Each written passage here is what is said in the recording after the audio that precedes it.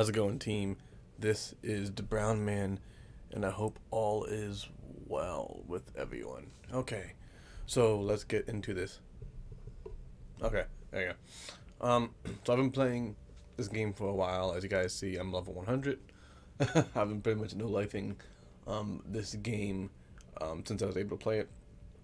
I think it's dope. I think it's great.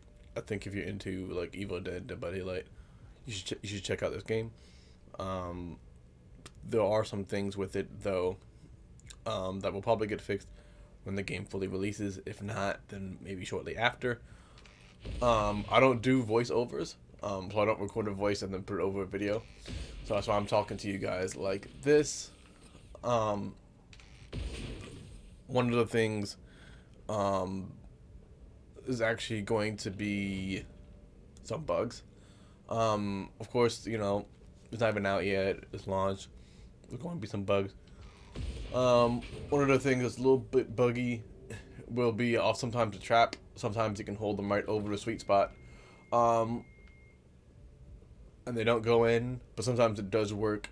But you do want to make sure that they go into the sweet spot. So each ghost is going to have, you'll see here,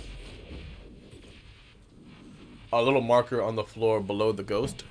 So you do want to make sure that that marker goes over the trap. Sometimes it doesn't work, but sometimes if you're not catching a ghost, it's because your marker is not directly over the trap. So you want to make sure that little marker is lined up in the center of the trap. But sometimes it's weird, so I'm not quite sure how that works. Sometimes even directly over the trap, they still don't get sucked in, so the suction of the trap is a little off. Sometimes the ghost will be totally invisible. That is fixed when the ghost actually possesses something. The other thing too is that sometimes your camera will get stuck, so you can't actually look in certain directions as the ghost. That's fucking crazy.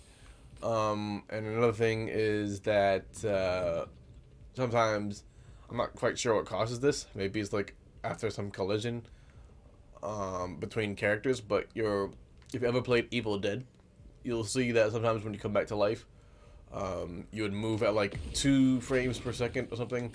There is something similar that happens in Ghostbusters, where your character would move very slowly. You can't really move your look around, move your camera. You can't really move your character. Constantly choppy. You can't really run. You can barely walk. That does get fixed when you talk to a civilian. So if you see someone moving really slow, you want to not talk to a civilian. Let the person moving really slow talk to a civilian to fix that issue. There's also one, is it fixed? Okay, it's seemingly fixed here.